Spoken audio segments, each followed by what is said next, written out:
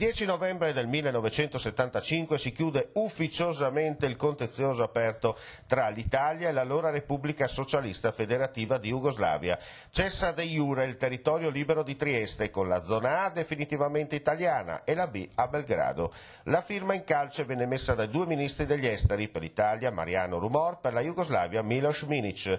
Sono passati 40 anni da quello storico evento, troppo presto dimenticato, che rafforzò i rapporti diplomatici e non solo tra i due paesi. Furono attuate alcune lievi rettifiche del confine, in particolare sul Monte Sabotino ritornò l'Italia alla cresta di cima fra la vetta e i ruderi della chiesa di San Valentino. L'Italia in cambio costruì una nuova via di comunicazione, nuova strada ANAS 55, Osmiška cesta, strada di Osimo, per collegare il Collio Sloveno a Nova Gorica, sulle pendici di quel monte. Con la caduta della Jugoslavia e la nascita delle repubbliche indipendenti di Slovenia e Croazia, dopo alcune rivendicazioni degli esuli istro-dalmati, Roma, con l'allora ministro degli esteri, il veneziano De Michelis, rapidamente riconobbe i nuovi due stati come legittimi successori degli impegni internazionali della Jugoslavia, comprendendo pure il Trattato di Osimo per le rispettive parti di competenza.